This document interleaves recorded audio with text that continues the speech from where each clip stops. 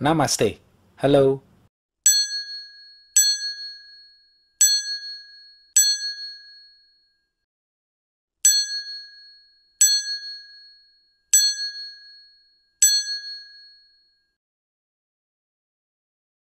Halo Movie Rangers, apa kabar kalian semua? Semoga kita semua selalu ingat untuk bersyukur dan menjauh dari sifat serakah. Jangan lupa subscribe Let's Talk Movie dan follow Instagram kita ya. Hari ini Bang Jedar akan menceritakan film berbahasa Telugu yang berjudul Matu Fadalara. Skor IMDb-nya 8,2. Film ini bercerita tentang seorang kurir yang terjebak dalam kasus pembunuhan dan pengedaran obat terlarang. Oke, langsung aja put your headset on and listen to me.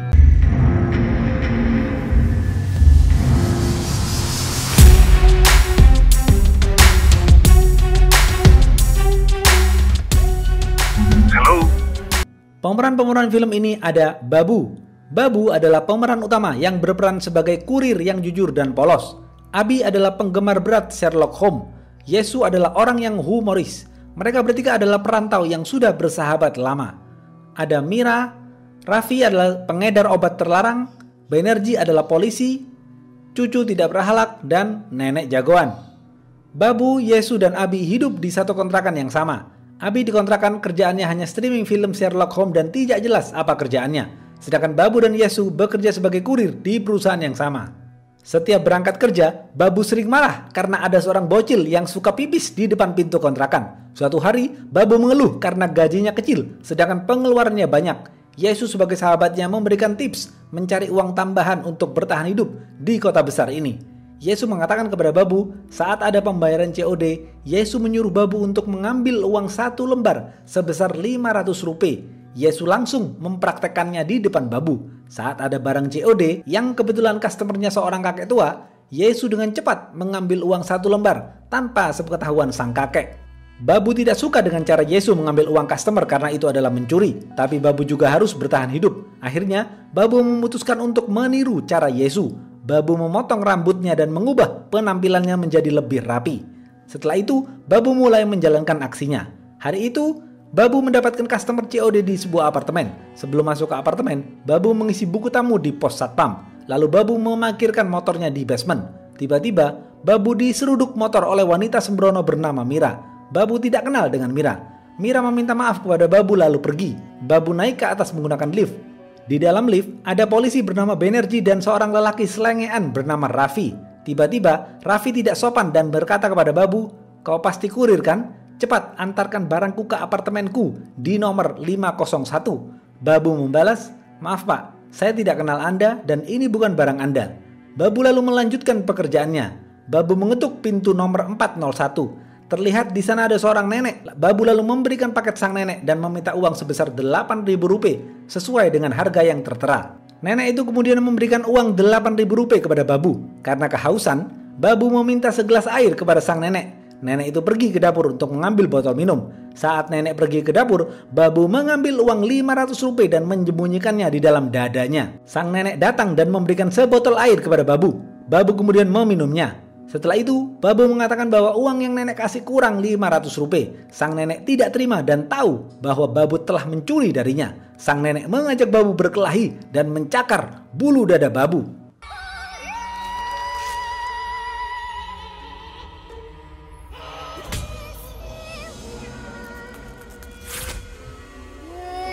Sang nenek berusaha memukul Babu dan tidak sengaja sang nenek terjatuh di lantai. Babu panik karena mengira sang nenek sudah meninggal. Babu melihat apartemen itu sepi, tidak ada orang. Karena panik, Babu membawa uang COD dan pergi dengan paketnya. Di tengah perjalanan, Babu terbayang-bayang pemikiran dua sahabatnya. Babu adalah orang yang tidak punya prinsip kuat. Babu selalu mendengarkan perkataan dua sahabatnya. Di saat menegangkan seperti itu, ia masih saja mendengarkan bayang-bayang dua sahabatnya. Bayang-bayang Abi mengatakan, "Babu, jika kau pulang, polisi dan tim forensik akan menemukan kulitmu di kuku sang nenek dan kau akan masuk penjara." Bayang-bayang Yesu mengatakan, "Udah, kau kabur aja." Akhirnya Babu memutuskan untuk kembali ke apartemen sang nenek. Babu ingin memotong kuku sang nenek untuk menghilangkan jejak. Babu masuk ke apartemen 401 lalu memotong kuku sang nenek dengan hati-hati. Setelah itu, Babu menyeret tubuh sang nenek ke tempat tidurnya.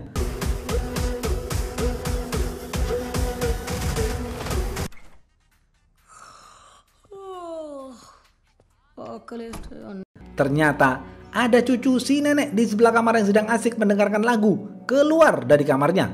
Si cucu mencari charger lalu masuk kembali ke kamarnya.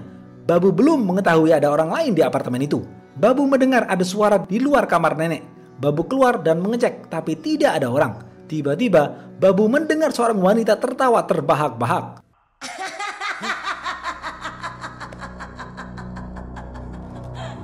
Babu kembali ke kamar nenek dan melihat nenek diam, tidak bergerak. Babu semakin bingung, suara tertawa siapa tadi? Babu kehausan dan mencari botol minum di dalam kulkas. Tiba-tiba cucu si nenek keluar kamar dan dia tidak melihat Babu. Babu semakin panik dan ketakutan. Si cucu menelpon satpam apartemen untuk meminta bantuan. Saat si cucu lengah, Babu dengan sigap bersembunyi ke kamar mandi. Satpam apartemen datang dan si cucu menyuruhnya untuk memperbaiki shower di kamar mandi. Babu semakin panik karena satpam masuk ke kamar mandi. Tapi beruntung, Babu bersembunyi di lemari atas. Di saat satpam itu membetulkan shower, ternyata satpam mesum ini sudah lama menaruh kamera pengintai di WC untuk merekam si cucu mandi. Satpam itu mengambil SD card lama dan memasukkan SD card yang baru. Artinya, satpam punya bukti kuat bahwa Babu berada di dalam kamar mandi. Tetapi beruntung, satpam menjatuhkan SD card itu ke dalam WC duduk. Babu merasa lega karena bukti rekaman itu hilang. Setelah selesai membutuhkan shower, satpam itu keluar dari apartemen. Babu turun dari lemari atas lalu mengambil kamera pengintai yang dipasang satpam mesum itu. Si cucu pergi ke kamar sang nenek dan si cucu senang melihat sang nenek tidur karena dia bisa bebas keluar untuk having fun. Babu juga senang melihat si cucu pergi. Babu langsung keluar kamar mengambil tasnya lalu bersiap untuk kabur. Tapi ternyata pintunya tidak bisa dibuka. Pintunya dikunci dari luar.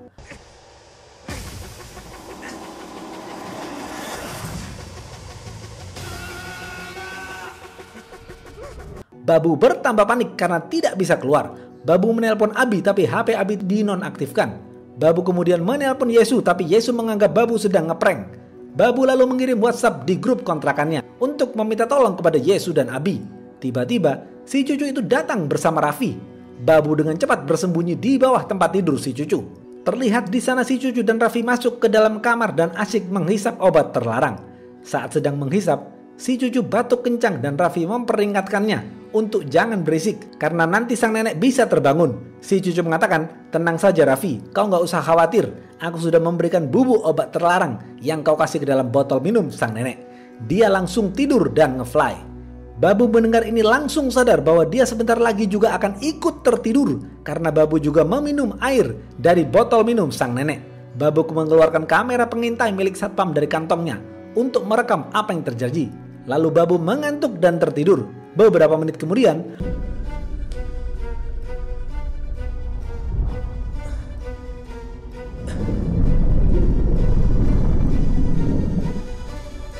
Babu terbangun dan bingung karena tidak tahu sedang berada di mana. Babu juga melihat seorang mayat berlumuran darah di sebelahnya. Tidak jelas siapa mayat itu. Tanpa berpikir panjang, Babu langsung mengambil tasnya lalu pergi keluar apartemen. Saat berada di pintu, Babu melihat ada kamera CCTV di atas pintu. Babu terlanjur melihat CCTV itu. Babu ketakutan karena pasti wajahnya sudah terekam. Babu ingin masuk lagi ke dalam untuk mengambil rekaman kamera CCTV tapi pintu terkunci. Pipi Babu penuh darah. Babu panik lalu pergi dan tidak sengaja Babu memecahkan pot bunga di sebelah pintu apartemen itu. Babu kemudian berjalan pelan agar tidak dicurigai orang-orang. Di sana sudah ada Yesu yang siap menjemput. Babu marah dan menampar Yesu karena menganggap ini semua adalah prank. Babu dan Yesu lalu pulang ke kontrakan. Di saat Babu sedang emosi membara, Babu melihat bocil itu sedang mengencingi pintu kontrakan seperti biasa. Babu langsung menceples pantat hitam manis kecap bangonya si bocil dan memasukkannya ke dalam tong sampah.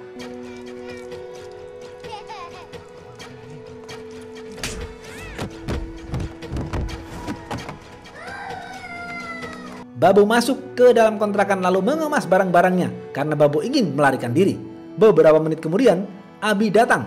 Yesu dan Abi bingung melihat Babu dan mengatakan, "Babu, ada apa ini? Ceritakan kepada kita semua. Kenapa kau seperti ini?" Babu tidak menggubris mereka. Babu terus mengemasi barang-barangnya. Saat Babu mengambil tas kurirnya, di sana tidak ada paket customer. Di sana justru terdapat uang berjumlah 1 miliar. Barulah Babu menceritakan semuanya kepada Abi dan Yesu. Setelah mendengar semua ceritanya, Abi berpendapat Babu harus kembali ke apartemen. untuk mengambil rekaman CCTV dan paket barang customer Babu. Karena jika itu ada di tangan polisi, maka Babu akan ditangkap dan dipenjara karena polisi mempunyai bukti kuat bahwa Babu pernah berada di TKP. Yesu berpendapat Babu kabur saja dengan membawa uang 1 miliar itu. Tiba-tiba di dalam tas itu ada HP Banerjee. Babu jadi ingat, mayat yang ada di sebelah Babu saat Babu terbangun adalah mayat Banerjee.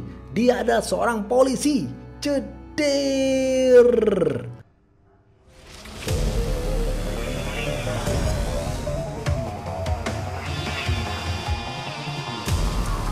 Babu semakin ketakutan.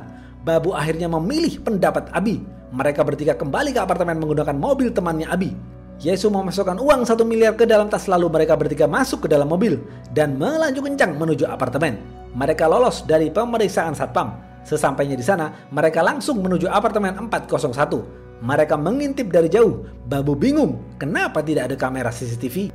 Tiba-tiba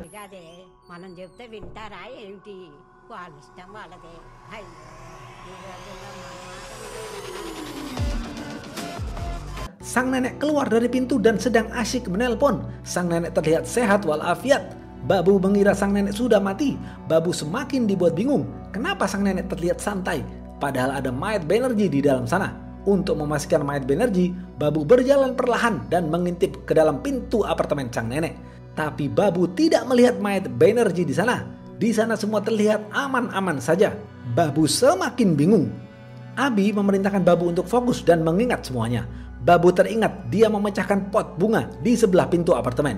Babu tidak melihat pot bunga di pintu apartemen sang nenek. Artinya, Babu tidak keluar dari apartemen sang nenek. Babu berlari ke atas untuk mencari apartemen lain dan ternyata benar. Di apartemen 501 terlihat ada pot yang dipecahkan Babu dan ada kamera CCTV. Babu yakin dia keluar dari apartemen 501 ini. Tapi Babu dan kedua sahabatnya masih bingung bagaimana bisa Babu masuk lewat apartemen nenek di 401 dan keluar dari apartemen nomor 501. Mereka bertiga ingin masuk tapi pintu dikunci. Abi berusaha membukanya dengan kawat dan berhasil. Mereka bertiga lalu masuk ke dalam dan ternyata benar. Di sana ada mayat Banerjee berlumuran darah. Mereka bertiga fokus untuk mencari paket barang milik customer Babu. Di saat mereka sedang mencari, tiba-tiba Yesu mendengar suara aneh dari rak buku. Mereka bertiga membuka rak buku itu dan ternyata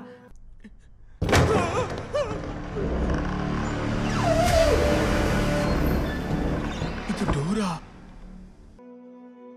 ada pintu rahasia. Mereka penasaran dan masuk ke dalam sana. Setelah masuk, ternyata di dalam sana ada banyak sekali tanaman obat terlarang. Tempat itu adalah lab untuk memasak obat terlarang. Di sana Babu menemukan paket customernya. Tiba-tiba kaki Yesu dipegang oleh seorang wanita. Dia adalah Mira. Mira pingsan di sana. Babu yang bertemu dengan Mira di basement tadi pagi bingung. Kenapa Mira ada di sini? Siapa dia? Lalu ini apartemen siapa? Babu teringat omongan Raffi di dalam lift. Dia mengatakan, antar barang-barangku ke apartemenku di nomor 501. Barulah di sini Babu sadar, apartemen 501 itu adalah apartemen Raffi. Babu dan dua sahabatnya yakin yang membunuh Banerjee dan yang membuat pingsan Mira adalah Raffi.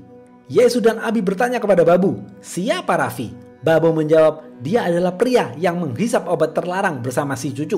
Babu merasa Raffi lah yang menjebak dirinya. Tapi tiba-tiba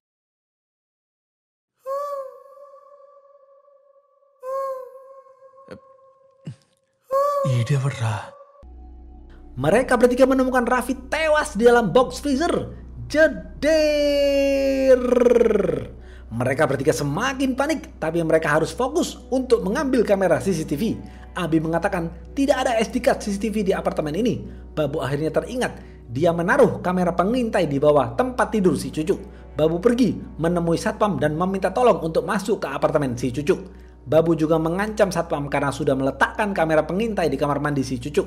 Satpam takut dan menuruti kemauan Babu. Satpam, Babu, dan Yesu masuk ke apartemen si cucu, lalu mengambil kamera pengintai itu. Setelah Babu lihat videonya, di sana ada Raffi membungkus Babu saat tertidur ke dalam tas kurirnya, lalu membawanya ke apartemen Raffi di 501. Disinilah Babu baru sadar kenapa dia bisa masuk ke apartemen 401 dan keluar dari apartemen 501. Babu dan Yesu kembali ke apartemen 501. Di sana Mira sudah bangun dari pingsannya dan menyandra Abi. Babu dengan cepat memukul Mira dari belakang dan mengikat Mira di kursi. Mereka semua bingung karena tidak saling mengenal. Babu yang sudah emosi berteriak dan memaksa Mira untuk bercerita apa yang sebenarnya terjadi. Mira mulai bercerita. Namaku Mira, aku pengedar obat terlarang. Raffi adalah supplierku. Pagi tadi aku ingin mengambil barang dari Raffi. Aku juga melihat Banerjee sedang melakukan reservasi paspor di tetangga Raffi. Aku membawa uang 1 miliar untuk Raffi. Aku dan Raffi lalu nge-fly bareng. Tiba-tiba Banerjee datang. Aku berlari dan bersembunyi di dalam lab. Banerjee datang guna menulis kesaksian untuk keperluan verifikasi paspor tetangganya. Banerjee masuk dan ngobrol dengan Raffi. Banerjee mulai melakukan wawancara kecil untuk melengkapi surat verifikasi paspor tetangga Raffi. Lalu Banerjee curiga dengan bubuk putih yang ada di dalam hidung Raffi. Banerjee juga mendengar suaraku di lab. Banerjee masuk ke dalam lab. Aku langsung menusukkan supit ke leher Banerjee hingga tewas. Si cucu datang dan memaksa Raffi ingin nge-fly dengan Raffi. Raffi terpaksa pergi ke apartemen si cucu. Aku tertidur di dalam lab. Lalu tiba-tiba seseorang yang tidak aku kenal datang dan memukulku dari belakang hingga aku pingsan. Setelah selesai bercerita, Abi menuduh Mira lah yang membunuh Raffi. Babu terlihat sudah tahu siapa dalang ini semua. Babu terlihat marah lalu mengambil skop. Berencana ingin menghancurkan lab ini. Mira memohon agar Babu tidak melakukan itu karena lab ini sangat berharga bagi Mira. Tapi ternyata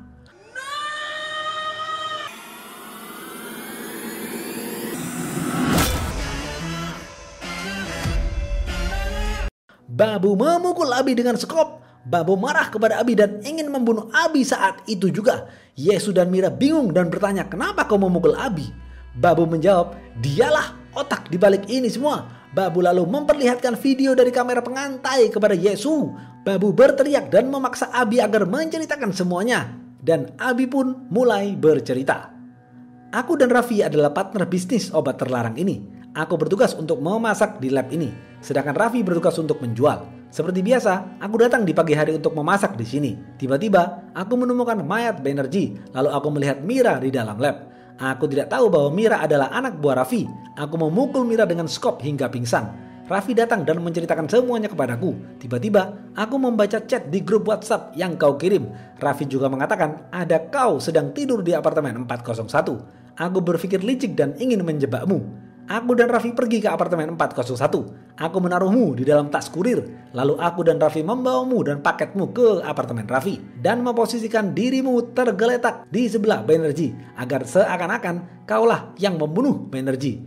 Untuk menghilangkan jejak, aku membunuh Raffi. Dan memasukkannya ke dalam box freezer. Aku berencana kabur. Aku memasukkan uang 1 miliar dari Mira ke dalam tas kurirmu. Saat aku masuk ke dalam lab, tiba-tiba kau menghilang dan membawa tas kurirmu itu. Rencanaku menjadi gagal.